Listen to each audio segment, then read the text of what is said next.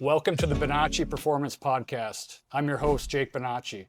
Today, I am joined by a mixed martial arts veteran of 45 professional fights, has competed in the UFC for the past 15 years. Welcome, Jeez. Michael Johnson. What's going on?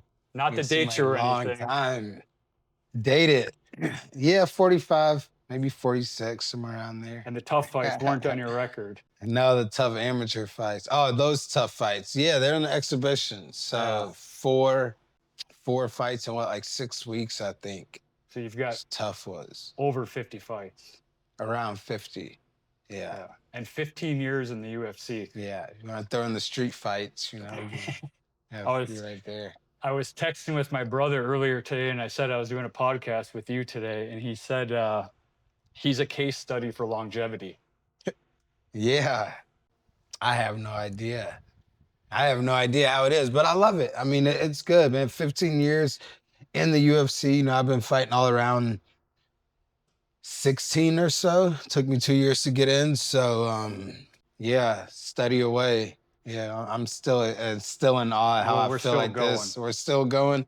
I get younger every day. Like I said, I think it's just my mindset, obviously, behind things, how I'm training, you know, how I, consistently want to get better still at this age. Yeah, and I just pick and choose the right times to train and get in the good time. Yeah. Well, before we get into your current state and how you got there, let's start at the beginning. Let's rewind. St. Louis, Missouri native. STL. And I'm a Missouri. I was born in Missouri as well, Fort Leonard Wood, Missouri. And every time I've told anybody I'm from Fort Leonard Wood, they're like, "Oh my God, I'm sorry." Nothing's in Fort Leonard Wood though, just up the Army base. Yeah. You know, then the closest thing is Springfield, Missouri, which is actually where I started fighting. Yeah, where Missouri State is. So I remember none of that really.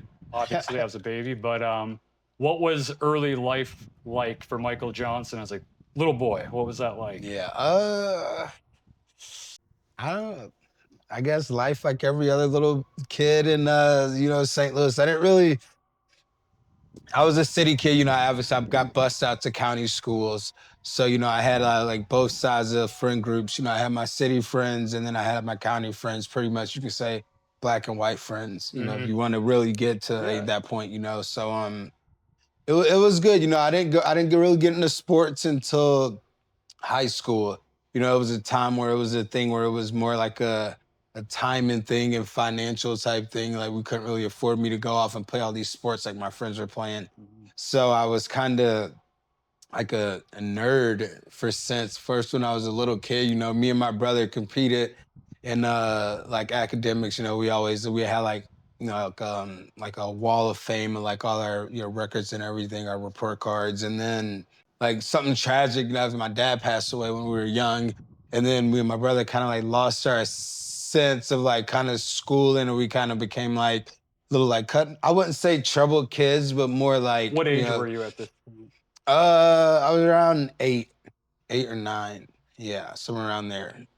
My brother was a little bit older. He was early teens. So it was obviously a lot harder for him. I could still kind of cope with it. I still had to grow up a little bit, and he was just in that age where probably needed a little bit more.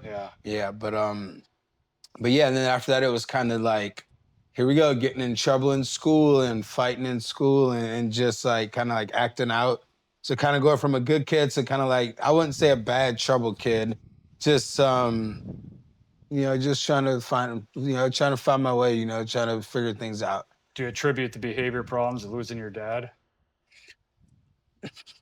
No, more like an excuse than anything, because like, you're little kids, so it's not like kids growing up nowadays. So this is like in the 90s where, you lost your parents, kids kind of made fun of you for that in school sometimes. Back in that day, I mean, I don't know if you remember, I don't know how your school is, but yeah, like kids are brutal back then, bro. So so you would get in a little argument or something, like say, yeah, your dad or something like this. And then that would obviously upset me. You would fight, you would get in trouble. And then, you can't use that as an excuse to hit this kid. So I would have to deal with that. So. But you were too immature at the time to filter that too, right? Yeah, of course. I mean, what 9, 10, 11-year-olds gonna, not be? No, You know, like that's a lot on the plate for a little kid. yeah. When did athletics become a part of your life? So athletics, I got into literally high school. Like I wanted to play in middle school. Like I wanted to, play football with all my friends. But like I said, this was all in the county. And I didn't really do much in the city around that day. I just went to school and back home, like school and back. Like that was Mhm. it. So um obviously, we all get chances in high school to play, sports. So football was my first sport. And then I switched over to wrestling. And, it was what, winter, spring, and then, no, what is it? Summer, you Summer. just play summer Yeah, sports or all no? the three sports. So football, and then The fall, yeah. winter sport, and then spring. So I actually played volleyball my freshman year. What? Yeah, I got. It was funny. I was like, man, I was just trying to be like lazy. I was like, dude, I've been running all through football, and then I went on to wrestling. I was like, I just kind of want to like just do something different and play volleyball. I didn't feel like running track. I was like, all you guys are doing is just running all day. Yeah. Like, no, it doesn't look fun to me. Volleyball kind of does. And it was a thing where it was only one black kid on our volleyball team that ever played in our high school. Like our Mhm. first year opening was like late 90s or something like that. So I was like, yeah, I'm gonna be the only other black kid that's ever played on our volleyball team. We had to make tryouts and everything. I made it, but I got cut because I got in trouble on the after school bus for like some bullshit. It was like a fight or some argument or something. You were And off for volleyball. yeah, they kicked me off the team. I was like, that's kind of fucking racist if you ask me, but but no, I got in trouble, so they kicked me off, and then I went to go run track. So it kind of What worked position did out. you play in football in high school? High school, I started off as I played big boy positions, but I was small. I was like a buck, 50, buck 60, but I played fullback and What? defensive end Wow. freshman year. And then sophomore year moved to, defensive end, but then I moved to running back. And then that's how it kind of was. And then senior year, I kind of like switched off to like kind of like a safety. And then I moved over to defensive end, but I still play running back. I got recruited to go play defense at Central Methodist coming out of high school. And I told him I wanted to run the ball. I want to, play Mhm. offense. So then I went to Central Methodist and played running back for a little bit. And then Back to high school, what weight did you wrestle at? 145 my freshman year. Yeah, so that's how small I was playing football, playing Oh, like you just fought defensive at end. 145 a few years Yeah, I ago. know, right? Yeah, the first time I know, right? That was the first time I've ever 13. The first time I ever got down that small. But yeah, so I was that big. So you wrestled at 145 your freshman year, what later And then on? 152 sophomore, junior, and senior year. And you wrestled Mike Chandler in high school? Yeah, that stalling ass motherfucker. Yeah, he won. Well, I think it's 3-2. We still need to rematch that. We're gonna set that up. Well, We're gonna set that up. we just may Yeah, have sparked a little yeah, interest. yeah. We're gonna set that up. I remember. Yeah, he was one of the best kids in the state. And I wasn't like known for wrestling, and my best friends were that time, and I got really good my like late junior year and like senior year going in the state, and then I ended up tearing my meniscus my first match of districts. And then I had to wrestle all the way through state with like a huge bandage, like to kind of hold my meniscus together. And it Yeah. was an offensive wrestler, so all my offense was just like shot. Yeah. So yeah. What was your passion? Was it football or wrestling? Football. Football was my passion. So that's why I went to Central Methodist that first year. And then of course obviously get in trouble, of course, again. You got in trouble. Yeah, of course, right? That seems to be like Freshman a year? pattern. Yeah, seemed to be a pattern, right? Uh, so back then, this was like a big guilty by association time. So this was like 2005. So like if I'm around somebody and they're doing something Hmm. bad, I'm automatically in trouble because I'm around it. This basketball player at the time had these little high school girls in his room, and they were smoking, and I obviously went in there, but then I came back out and I left. They all get in trouble, and the RA's looking at me with all of them behind him like they're caught, and he asked me if I was in the room. Of course, my dumb ass tells the truth. I'm like, yeah, I was in there, but like I wouldn't, like I left a long time ago. I'm thinking they already told on me, because they're like looking at me, and of course I tell the truth and I get in trouble.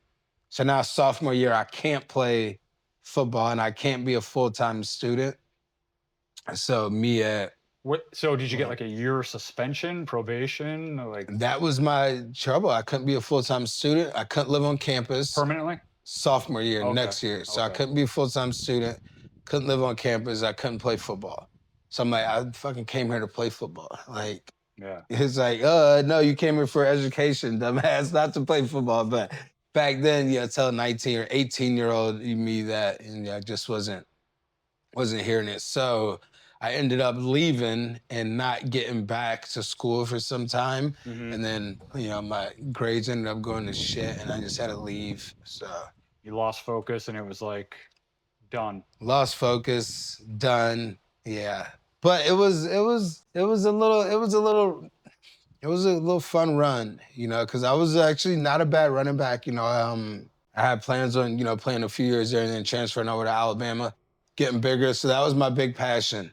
But then all that happened, and I came back to St. Louis and I wrestled at a junior college in Merrimack. Cool. So Wow, that's a heck of a journey up to that point. Okay, so the football career kind of came to a screeching halt at that point. yeah. And then what was your plan when you left school? Like what were you thinking at that point? Like what were you gonna do? I didn't know what I was gonna do. The plan was just like, I don't know, like I gotta go back home now, and like that was already ruined. So I You went took to the walk of shame. yeah, pretty much took I did too once in college. Don't worry about right. it, man. But I honestly didn't even go back. And not to mention it was 4-hour drive from me to get there to St. Louis. Mhm. We didn't really have like transportation at the time, so I had to pick and choose rides to get back. Yeah. That was another excuse, I didn't go back. So the focus got switched. And now I'm Merrimack at a junior college wrestling, but I'm still not really focused. I'm still like hanging around, like partying with all my friends back in St. Louis, staying Mhm. out, not really focused in class, just doing enough just to wrestle and Mhm. get by, and because that's how it was like in high school. They say you only need a C to play sports, right? Right. Like, yeah, it's like only a C. Like, why not? Why not make it a B at least? Like, Yeah. make me do something in academics to play sports, Yeah. So yeah, that was that. So they kind of translated over into college, just bad habits, I picked up and didn't get rid of.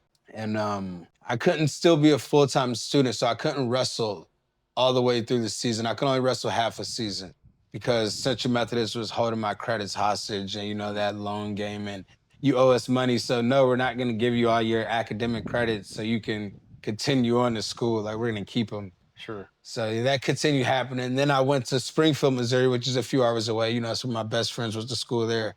So the plan was to go there and walk on at Missouri State. That didn't happen because my credits were being held hostage. So I had to enroll in another junior college in Springfield. And then it's like, okay, what can I do now? I'm just sitting around. What year is this roughly? This is 2005, 2006. So I Okay. graduated 2004. Central Methodist 05, and then 06, 07, Springfield, Okay.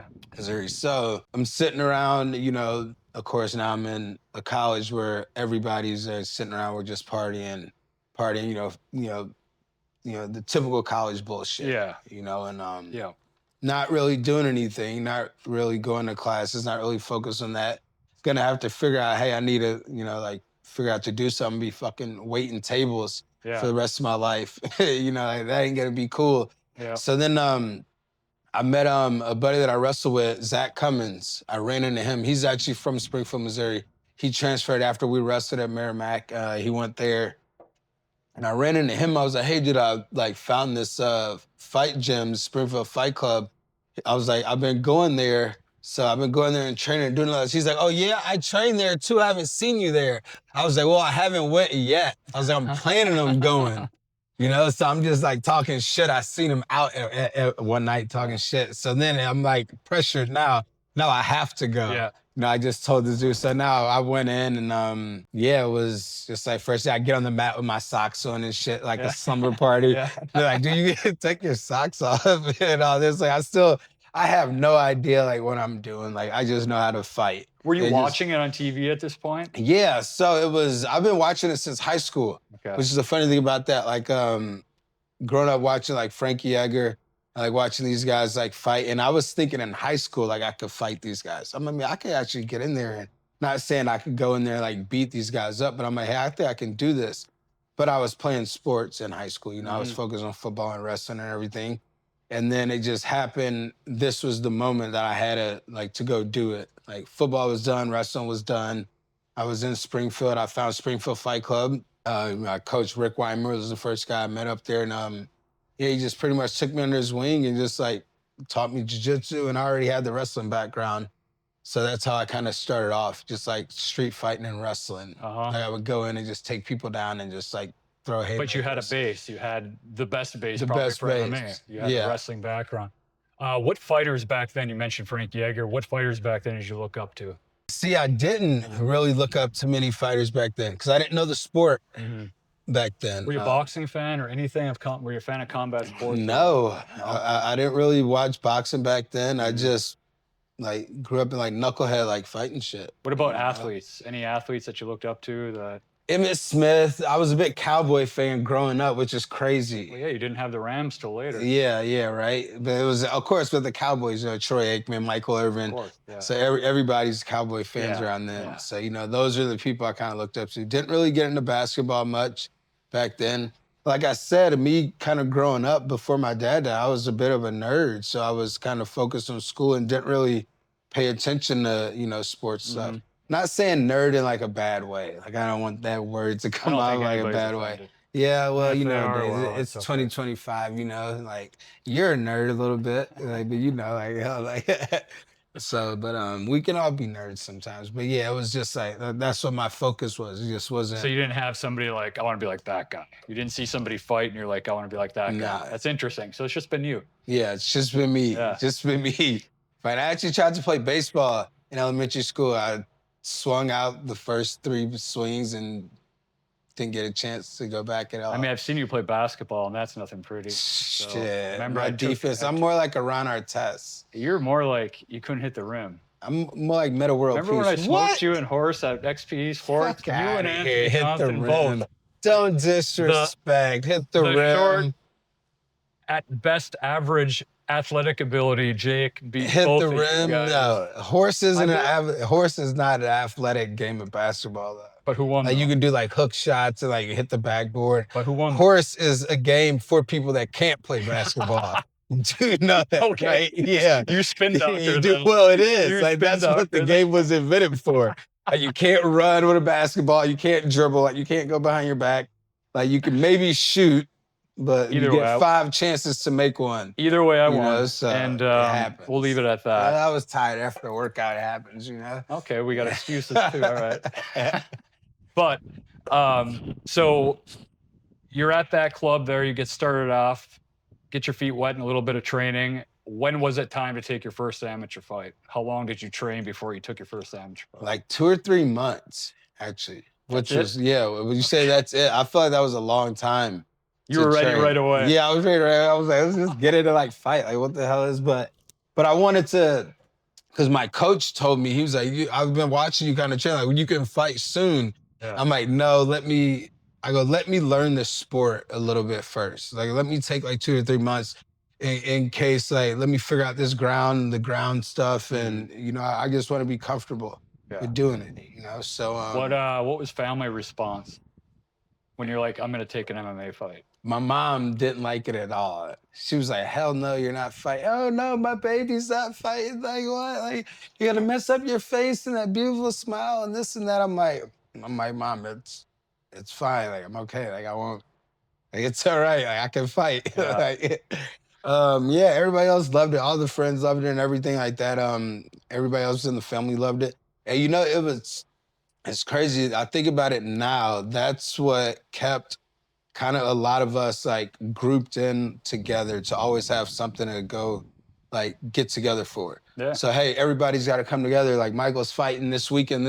So you got to think all my best friends now to this date, we've been friends since, freshman year of high school up until, a few friends are in college. So this is like 20 plus years of friendship. And to my knowledge, you guys still all gather when it's fight week. Yeah, still to this day. That's cool. So so everybody in their own walks of life, we're successful, and they do things in their own.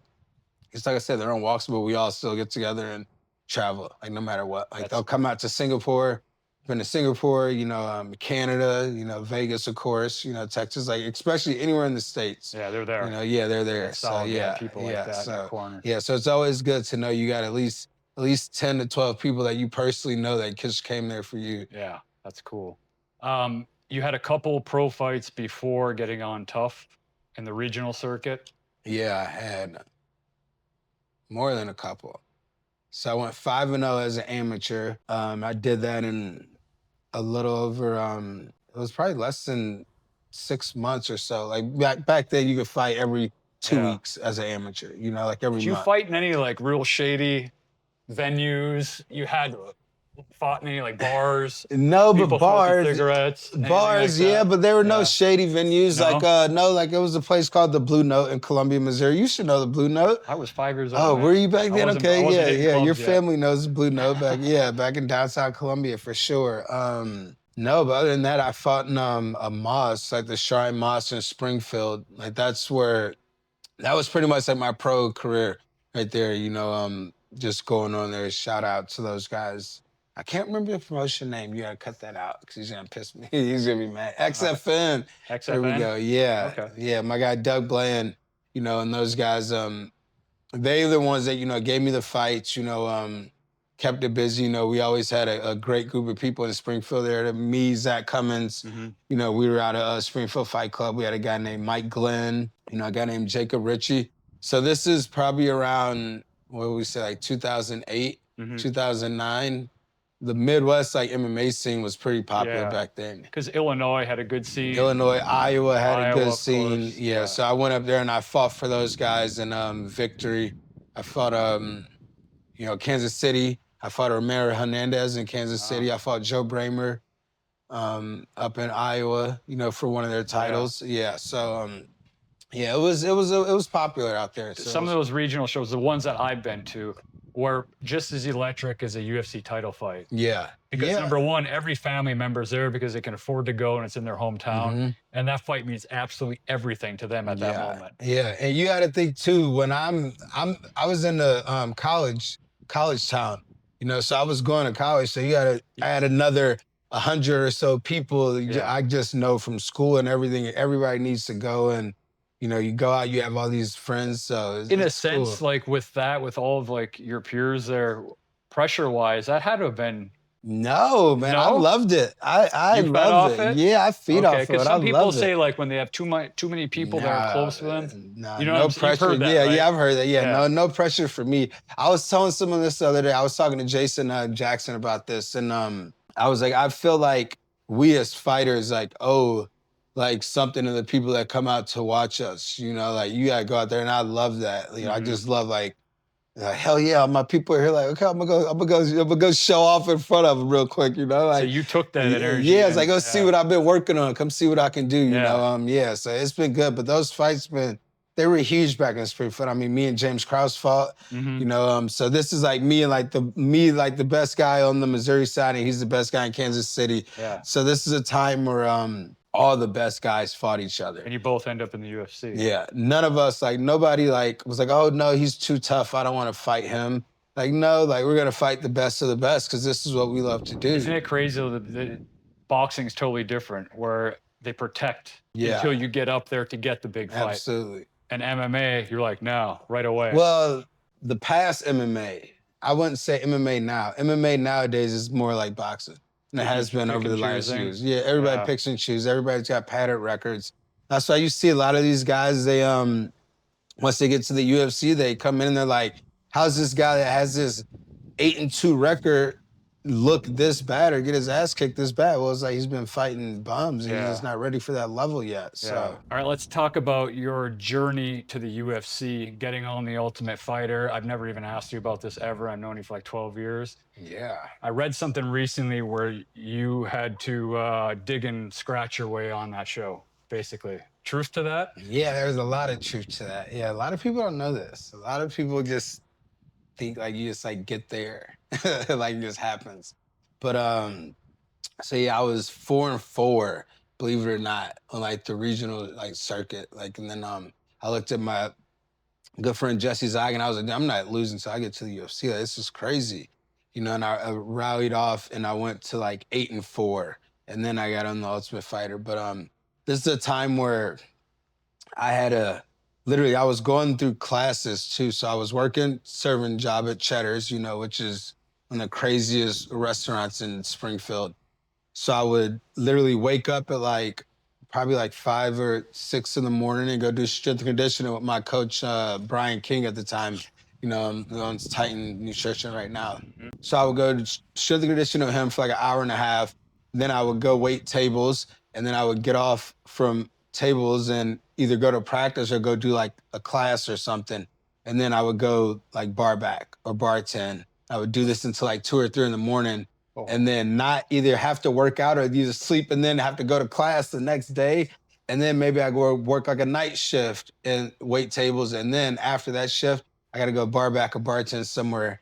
And then I still have to find time to train after all this and then go do this at night. So this is crazy. Plus I'm living in my my best friend's like a little like makeshift room in his house because I couldn't really like pay for rent that much. You know, I'm waiting tables and, you know, fighting for, you know, $500 here and there, you know, trying to make it, you know. So finally, I get the Ultimate Fighter comes along, and, you know, I can't remember the first season, 10, I think it was the first one.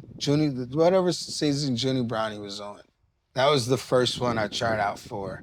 And I made it all the way to the final cut. They made us all, flew us out to Vegas, you know, where we had to stay there. We have to do all our medicals and we had to talk to the team and everybody. So they pretty much gave me like the green light to be on. I was flying back to Springfield the night I was leaving Vegas, but I had a fight booked. So like they let me weigh in like in Vegas. Like I just showed them a picture and all this and yada yada. So, you know, they didn't care, but Yeah. I'm like, hey, I can't take this flight. Like, I need to be on another flight. They're like, why? I'm like, I have a fight literally tonight when I get back to Springfield. That's like, crazy. And right when I land, I have a fight. Yeah. And they're like, wait a minute, what? Like, you can't fight. Like, what if you get hurt? Like, you might be on the show. Yeah. And I'm like, listen, I'm telling the producers, I'm like, hey, like, okay, you give me the money, I won't fight. Like, I got bills to pay. I got rent and everything I got to take care of. And they're like, okay, well, get there. We'll change the flight. Let us know how the fight goes. Like, don't lose, don't get hurt, whatever. So, no pressure. Yeah, no pressure. So my girlfriend picks me up at the airport, you know, brings me my food or whatever. I eat, I hurry up, I run to the arena, I get changed out, and then I go fight this guy, and I end up knocking him out. And like, yeah, I end up beating him in like a minute or something like that. Like, of course, like I'm on the verge. I'm getting ready to go to the UFC. Like, if I can't just fly into town and beat up some kid in Springfield, like maybe I shouldn't be going there, you know? So the next day I call him. I tell him how I won. I tell him how the fight goes. They didn't put me on the show. That's bullshit. Yeah. You went through all that. I went through all that. So that's why I'm thinking. They just like, oh, you just didn't make the cut. I'm like, that's why they didn't put me on, because I told them I had to get back and fight. Yeah. So man, you would think it would have been the opposite. Like, yeah, right. Dude, Like, that's a gangster move. Like, you are in. Tell this story for sure. So strike Instead, one. we're doing it here on my podcast. Come on, Right? UFC. So strike one, that was it. And then you gotta understand at the time, this is like expensive for me because I have to go to these places and like I think you had to go to like Chicago or like Charlotte, wherever they were having tryouts. Because you had to try out at this time. You know, you got to go and hit pads for 3 minutes, and then you got to roll for 2 or 3 minutes, and then they do the interviews with the producers. Like, that's how the tryouts go. So then the second time was UK versus USA season, and I think that one was in Chicago. It was when GSP fought Thiago Alves, I think. Because that's the fight. That was like one of my first big UFC fights to go to. And I can't remember, and I'm sitting way up in like the nosebleeds almost. And all I could think of is like, geez, look how fucking big Thiago, like arms and chest is, and I'm way up here. And I can see how big this dude is. Like, that's crazy. So I made it all the way to the final cuts on that one, but I didn't make it through. And I definitely remember. You remember the pimp, what's his name? Shoney Carter? Yeah. Is that his name? Yeah. I remember I met him walking out of there. He was so funny. He was dressed up. like this big ass like purple suit with like his cane and everything. So that was a cool experience, like meeting him Yeah, but what for the was the first reason? Like, time. what did they tell you why you didn't get on? They don't. Oh, They just don't tell you the reason. Yeah, it's just like whatever, like try again next season or whatever. So yeah, I think like this is like this is going expensive. on like It's just going on over the span of like, I mean, at this point it's gotta be 2-3 years yeah, because the seasons are yearly. yeah. So and I gotta get sponsorship dollars. I gotta like borrow money. I gotta work to like go travel these places to try out. So the third time happens with GSP and Koscheck, season 12, the one I actually get on. I make it all the way and I walk in the room to the producers. They're like, Same oh, it's the people? same people, these are the exact same people. Yeah. And I'm like, and I'm looking and they're like, so what's up? I'm going, you motherfuckers tell me what's up. I'm like, listen, I'm getting tired. I can't keep doing this shit. Like I'm getting it's expensive. I keep having to borrow money. I keep getting sponsorship dollars. Like, what the fuck's going on? Like, put me on the show. Like, I'm not like giving up. Like, this consistency needs to pay off. Yeah. So they're like laughing on about it and all this. So finally they put me on and I get second. I get second and then it leads on into a 15-year UFC career, which is this point now. What was it like training with GSP? You were on his team, George St. Pierre, Yeah, arguably yeah. one of the greatest of all time. Like, what was it like? What did you learn from him? Everything, man. I learned a lot from GSP and it's actually great. We stayed in touch after the season. I went up to actually help him get ready when he fought Johnny Hendricks. Oh, So yeah, so he brought me up there to help him for a training camp, which is incredible. But being around in that show, it really opened my eyes to like what real mixed martial artists are. hmm Like what like this is actually a sport now. Cause you gotta think leading up from me starting MMA up until the UFC point, the Ultimate Fighter point, it was just about fighting. yeah. Like that's what it was like. I was just fighting, like, of course, just go in here and fight. Now you're around real professionals. GSP, he's bringing in, Phil Nurse and, all these great wrestlers and all these great Muay Thai guys to help us and train us. And these are like Olympic athletes that he's bringing around Yeah. us. This is my first like experience around any of the people this caliber. John Danaher, he had shown jiu-jitsu. So just to learn and actually learn the sport and to see, okay, now it's more than just fighting. Yeah. It's professional. It's a diet and mindset, and a lot goes into this. And now you got a bunch of strength conditioning, which I was doing before, but it's more detailed and and you got to do certain things just a different way. So it's definitely eye opening. Was George super professional? Yeah, man, he was very professional, but he's really cool. But he opened up a lot to us. He told us, we can he didn't really hide anything back. Yeah. As opposed to Koscheck's team, like you could see the difference between these guys. And it's funny because that's the team I didn't want to be on. And me and GSP kind of had history because I came from a Gracie Barra school back then. So one of our black belts was, one of his black belts, and they used to train together. Oh. So I was like, well, I got to get on his team. Yeah. So if you remember, they did that little trick to where Koscheck would pick somebody else first and not me because I guess I was the one everybody wanted on their team. So you got picked second? No, I was the first pick You were the on first pick. on GSP's George's team. Yeah. Yeah.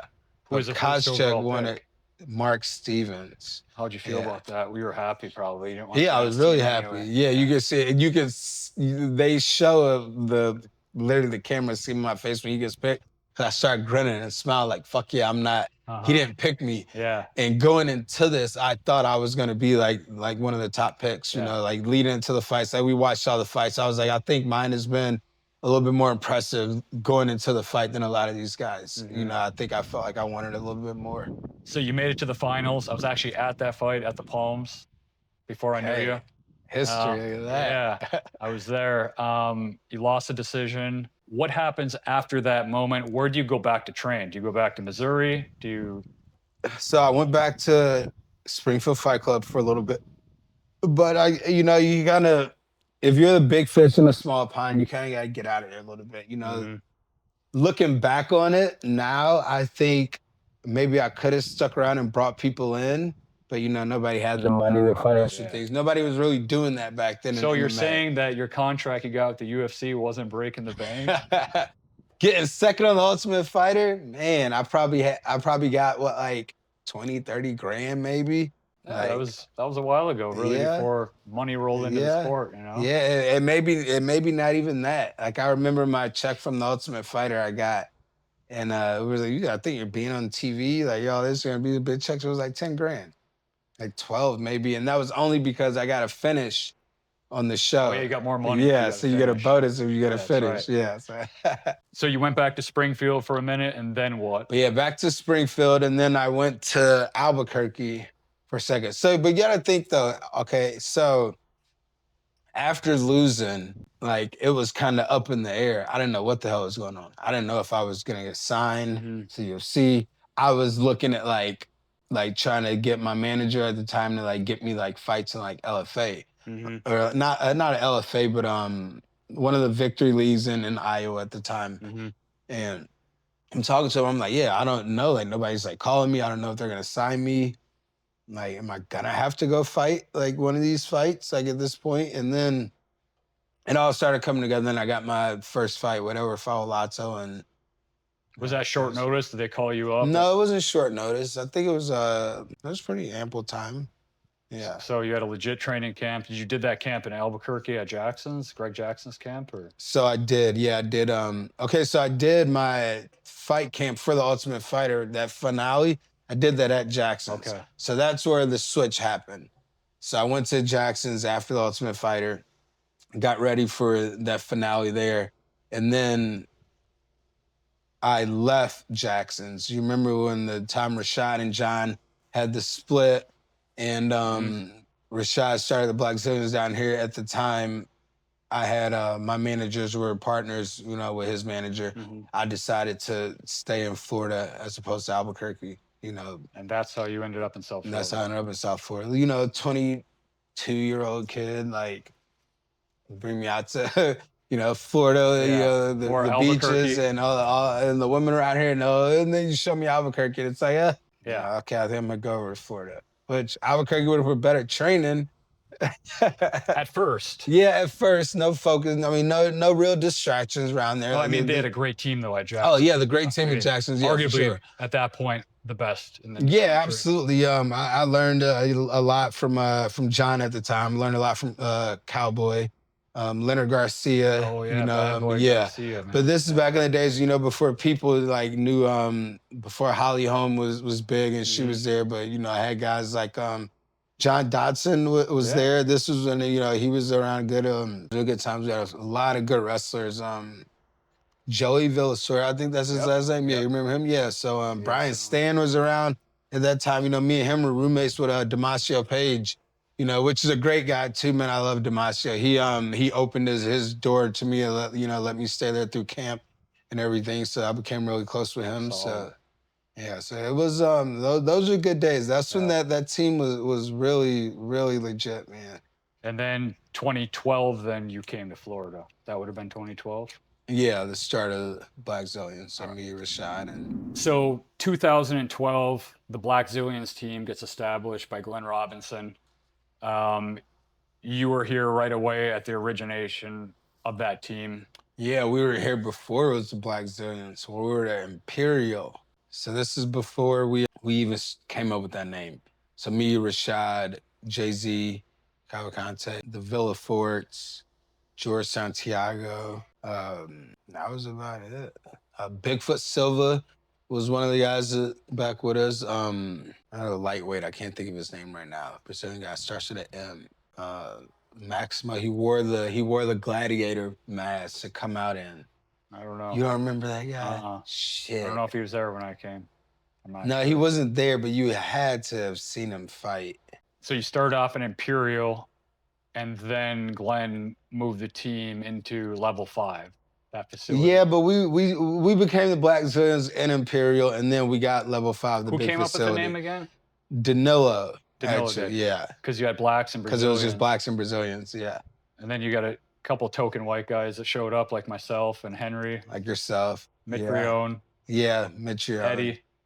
Eddie. Yeah, but Eddie's came a little bit later. more Puerto Rican-ish. That's true. That's true. Yeah, so my friends in Vegas were calling me Jake Zillion. One of them still does to this day. Jake's Dylan's a good one. Yeah, I was called that by them. Still am. But I came in 2013, April of 2013. I was at Extreme Couture for 6 years. I ended up, because of Vitor Belfort, he was bringing me down for his Luke Rockhold camp and his Michael Bisping camps when he moved to Florida.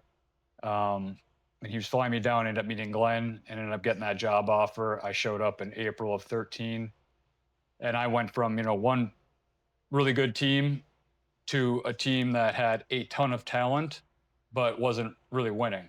Yeah. At that time, all of you guys were losing. And I'm not by any means taking any credit for anything. But at that time, Alistair lost. You had 2 in a row. You lost 2 in a row. Rashad had lost 2. Did I lose 2 in a row?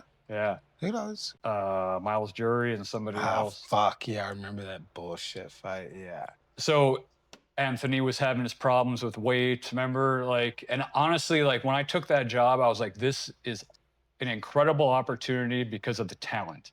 And I was like, I want to see if I can help. That was my mentality. I was really excited about that. I mean, I moved here knowing nobody other than Vito. I had some lonely months, believe me, when I came. Yeah, I bet. And it's not like guys just ran to work with me. They didn't. The only guys I really started working with was you and Anthony Johnson. And you got signed to fight Joe Lozon in Boston, right? Yeah, was that our first one? So you had 2 losses in a row. This is on the brink of me about to get cut, maybe. Exactly. Yeah. You were back against the wall, going to Boston, to his area to fight him for his party. Yeah. That was a party for Joe Lozon. Yeah, absolutely, which I love, crashing parties. And we had 11 weeks to prepare for that fight. Long time. We trained the first 6 weeks. I don't know if you remember the specifics, but I do. We trained 6 weeks, 4 times a week to lay a strong foundation with your strength work. You remember any of this? Do you remember all the isometric holds? Isometric holds, yeah, those are terrible. Yeah. So as an example, for an isometric hold series for let's say a vertical pull-up, I would have Michael hold the top position for 25 seconds, give him a break. I'm making up times here. Mid position for 25 seconds, get a break. Bottom position, slight bend of the elbows, get a break. Then the eccentric drop sets, where he would lower himself for 6 to 8 seconds, 6 reps, and then a max rep set of pull-ups. And we watched those numbers, and the progression was the holds got longer, the eccentric drop set got longer, and you had to beat that max rep set every week. And you progressed really well during that camp. You were, if there was anybody that was ready to fight that I've ever worked with, that one. That was a good camp. I remember the camp. So we did 6 weeks, 4 times a week, and then the rest of the camp, we trained 3 times a week. It was full body strength days, day 1, conditioning day 2, full body strength day 3. And those strength days offset one another. Pushing and pulling emphasis is varied. But that's arguably, looking back, as far as somebody ready to go and compete, you were dialed in, firing on all cylinders. I had no doubts you're going to win that fight. I honestly. Yeah, that was probably the best I've felt, strength-wise and going into fights. Just because we had so much, and I was so much strong. I think that was probably the strongest I've been. Pre-injuries, right? I mean, your body was pretty good at that point. Yeah, which lesson. You didn't have the limitations that came in the middle of your career, let's say that. So we were able to do a lot more and really get you fine-tuned. But I believe that your output in that fight was incredible. Didn't you set? Yeah, I set some record. It was a record for significant strikes landed in a fight in 15 minutes. Yeah, it was something at that point. And it was pretty high. Props to Joe Lozon, tough as nails. Take a beating. And the thing with Joe is, I was worried too, because I just watched his last fight. He was kind of getting beat up, and he heel hooks the guy out of nowhere, and he wins. So going into that fight, I'm thinking man, I should just really put my foot in the gas and try to finish him. And I'm like, he probably drop and grab me some heel hook or some bullshit like that. So I kind of just straight away and got the win. But it was a dominant performance. It was one of my best ones. And that got you on track for a 4-fight win streak you went on. You fought a pretty good list of guys here. You went on Joe Lozon, Gleason Thibault, Melvin Gillard, and Edson Barboza. Yeah. Took out all of them. One more fight, probably going to get a title shot, right? I mean, it was kind of it made sense. That's how it made sense. And you fought Benil, Benil Dariush, yeah. and you That was got you dominate the fight, in my opinion, and you lose by a decision. yeah, that was a terrible one, right? Because for sure, I fight starters. I don't even know if like the fight should have really like happened. I think I was like number 5 or number 6 at the time, and he was like Right. number 12. Yeah, it didn't make Yeah, sense. didn't make sense. There's like, and the Glenn offered me fight. I'm like, why are they giving me this? Like, why am I not fighting for like a number one contender fight? The next one, like, what is this? Like, so, but at that time, of course, you want money and you're taking fights for the wrong reason. That time was just taking it for the wrong reason, and of course, bad luck happens. But nonetheless, it people don't understand, fans don't understand how getting robbed on a decision like that can throw a guy sideways. That's got a ton of momentum. Yeah, I mean, you look at it this way: this is a 5-fight win streak at that point. Like, you give me a title fight next, I had won the title. Like, in my mind, on that streak, I was on the set of, hey, I'm gonna get the longest win streak on record. I'm gonna go on this history. I'm gonna win the title. I'm gonna continue to win out and win out. And then you suffer a loss like that, and it kind of fucks with you mentally a little bit. Cause now in my mind, I'm like, well, shit, I thought I had this figured out on how to win. Defended 8 takedowns of his. I wobbled him, dropped him once. I wobbled him in the 3rd round, and like he didn't really damage me at all. And I still lose. And now I'm like starting to question myself and this and that. And then, you know, you go off down the path. I mean, After that, you had some wins, had some losses, you fought Nate Diaz. It was a great fight, came up short, and then some injuries started showing up at that point in your career. yeah, injuries, some dark places. And that's when the roller coaster really started happening. Talk about that Yeah. time. You had the momentum, all of a sudden you don't. It's rough, especially from a financial standpoint. Like at this point, like you're not really that smart with your money. By the time we get it, you're paying, your manager, your gym fees, and then of course a young guy that's, wanting in our minds we're kind of depressed because I just lost. And now I'm gonna go party and I'm gonna go travel and spend money and drink and do all this shit that I shouldn't be doing. Maybe that's starting to affect my career. And now I'm not really focused when I'm going into fights, taking fights for the wrong reasons again. Maybe I'm taking them just for money, taking them short notice, not really being fully prepared, not having the best training camps. And then, like you said, the injuries start happening to where now I gotta sit out for 6 months because my shoulders, hurt. And then but I can't sit out that long. I can't rehab that long because I have to fight and make money. Yeah. Because now I've been sitting out for 8 months, not having any income coming in. Right. So now I have to rush this rehab process and hurry up and get into a fight.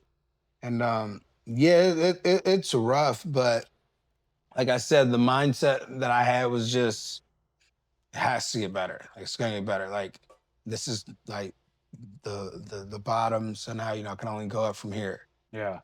And you had some significant injuries, serious limitations for a handful of years there that people don't know about, that you stepped in the cage not even close to 100%. I know nobody does. You get banged up in training, but you had, and we're not going to get into specifics, and they've been corrected anyways to this point, but like you had serious limitations where most people aren't fighting.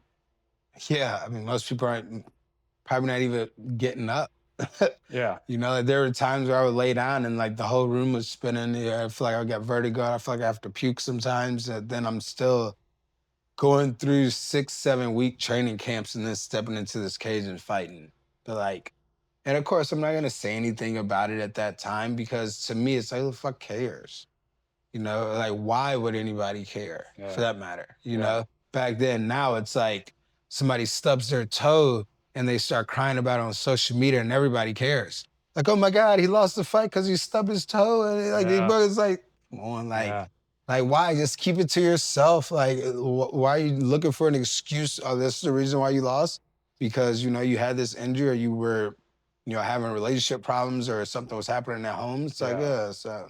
Press on, right? And put your best foot forward. Not everyone can do that, though.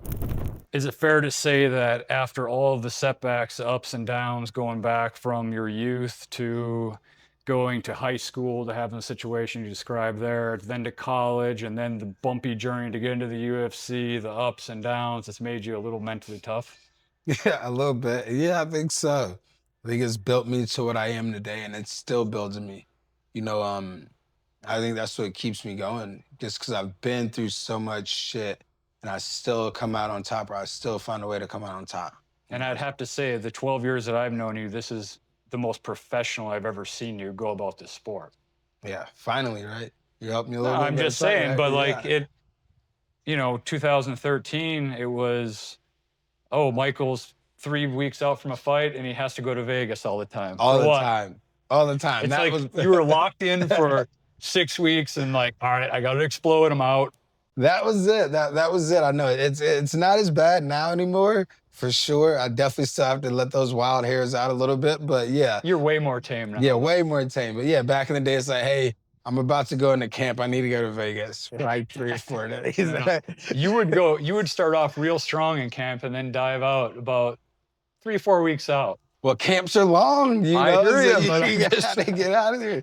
Yeah, now my die out time is like, hey, I'm just gonna not go into the gym for 2, 3 days. I'm yeah, not gonna fly out to another city and yeah. go and go party or get a little drunk. Yeah, but imagine that. Like I'm still doing this and still fighting, still competing back then around that time because to me, I'm not saying it was like the right way, but that's what I was accustomed to. That's what I saw. Mhm. You know, I'm not gonna say any names of these guys, but these are guys that have been champs in the UFC, that have been, have won, amazing fights. And this is like me coming into the UFC and being around these people and seeing this. Oh, these guys are fucking partying and just like that's what it was. They would fight camp, they would fight, and then they would go party. Like fight, camp, party. Like that's I was like, well, how the fuck can they get away with that? And then me still being in like my college mindset when I'm first getting into the UFC and following, I'm like, I'm not gonna stop then. Yeah. Like I don't have to. Like, they're doing it. Why can't I do it? But I mean, like, you hear about stories about fighters in general, boxing, MMA, whatever, mainly boxers, like back in the day, they lived hard. yeah. They lived hard outside the ring, and then that it just was what it was. Yeah, because we do hard stuff, and I tell people, I think that's what kept me going a little bit. Because I said to myself, I go, imagine if I stopped doing that side of it. I'm like, would I be as good as I am in the ring? Because I'm taking like a piece of me like away that makes me me. So, I'm holding on to that, not as much, but yeah, I'll still hold on to it. But as far as like overall professionalism, you take way better care of your body now.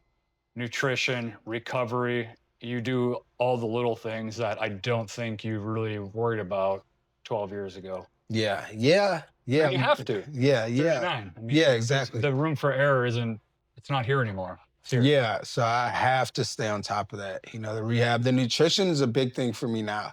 I think that's one of the big things I've changed. I pay attention to a lot of the things that I eat, like even like the way they're wrapped or just like in the Yuka app. I'm huge in that app now. Yeah. My damn almond milk is like $8 now because they give you a better one to use, and it's not even a full. It's like 28 ounces. I gotta go to fucking Whole Foods and buy this shit. It's your fault. Looking back at your MMA career, I like asking this question to fighters, what was the pinnacle? What was the night? What was the best night? So far, you're still going. I had it. And I'm gonna stop. I hope your best night is to come. Yeah. But to this point, what was the pinnacle? Yeah.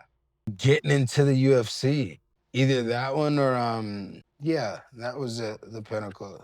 Me getting like onto the Ultimate Fighter and Getting the first fight. Getting that first fight. Even the main event for me and Brookins. Mm-hmm. Like, that was like huge. Like you understand, this is my first fight in the UFC, and we're headlining a card. Like this is back then when they put us as the headliner. The main event. So Damian Maia was fighting under me. Rick's story around that time, he was one of the guys. Yeah. Leonard Garcia was fighting under me. So these are like, I even think a few other like big names are under that card, and this is my first one. So yeah, that was definitely a big thing for me. Yeah.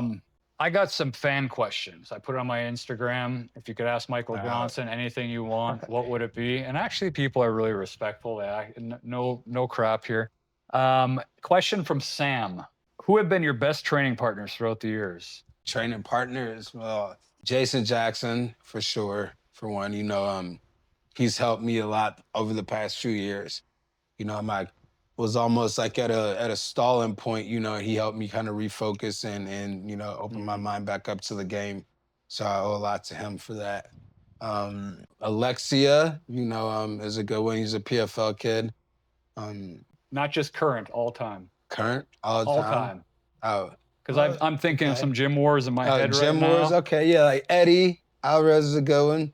Kamara, me and him always had crazy sparring rounds. Gilbert. Yeah, me and Gilbert to this day. I mean, Gilbert kind of strays away from me now, But yeah, me and him. I mean, me and Jay-Z when Jay-Z was in his prime Yeah. and really like a killer back then. So it's been a Sparring days at the old Black Zillions camp would have sold pay-per-views. yeah. I sparred AJ back then. I mean, he fucking head kicked me and put me down. Fucking popped back up and still went after his ass. So yeah, next question is for both of us. Which of your wins was most satisfying from Darren? And I have to answer as well. Which one of your wins I feel is most satisfying? Okay. Mine is the Poirier one, of course. Dustin Poirier knockout? For sure. I'm going to pick two. I'm going to go Joe Lozon because that was the first one and it made me feel like I was actually part of this team, and then the second one, the knockout of Alan Patrick. Because you had lost a couple fights in a row. Yeah, that was a back against the wall one too. Another one, back against the wall, and you put him out cold. Yeah, I don't think I've ever jumped off my couch for a fight. I'll just say I never have. Like I did. You can ask my wife. She was sitting there with me. You knocked him out. I jumped up, celebrated, smoked a cigar. True story. Yeah, I love it. I love putting my back against the wall sometimes for some reason, right? I feel like that's when I'm at my best. Well, next one from Michelle. You know her? Lady question. You fought the best of the best. Is there anyone that you wanted to fight but never had the chance? Want to fight but never had the chance. I mean, over 15 years, you've kind of over 15 danced with years. everyone. Yeah, fought everybody. Gilbert Melendez, I wanted to fight him for a little bit. It was a time, and we never got into it. Me and Diego Sanchez would have been a good one, but me and him fought a lot at Jackson's. Yeah. That was another guy I forgot to mention back when I was there. Yeah, we fought a lot, like constantly. That's all we did was fight. So it was a good one. But Cowboy is another one that we fought at Jackson's a lot, but me and him have never fought. No, so that'd be a good one. Wasn't that one discussed for a minute 2 years ago? I thought it was. Yeah, it got discussed. Jose Aldo, want to fight him. Max Holloway, we still got that one on the books, so that's gonna happen. So you named off a few. Yeah. Bad is the bad. They all are so good too. Like they're all the best ones. Yeah. Well, all right, man. I appreciate your time today. I think your story can touch a lot of people that listen and watch this because of your ups and downs. You've been up, you've been down, dating back from childhood. You've had the cards stacked against you at different times, but yet you persevered and got through those times. That's a testament to character, resilience, mental toughness, all those things. So I think people can take bits and pieces of your story and hopefully apply it to their own lives. From my perspective, it's been awesome being part of your journey. We've got more to do. Yeah. So in the words of the late Kobe Bryant, job's not finished. Job's not finished. Yeah. Thank you, Jake, for appreciating. Always great to have you parts of my camp, man. Like I said, it was a privilege having you down. I think I was telling somebody else, it's weird. Like you saw my streak when you came around, and then you had to leave for a little bit, and then I kind of fell off a little bit. I was like, what the fuck? I was like, I lost my fucking main guy. I need to get back on my weight shit. And then we got it around. So it's great to have you back in town. And we still got more to do. We got more to do. I got something for you too. It actually. Oh, new. Here we go. Look at these. These are nice. Yeah, like that. It came today. Perfect timing. First cardio session. The only obligation is you have to wear it like 4 days a week. Well, you gotta give me more than one. You kidding?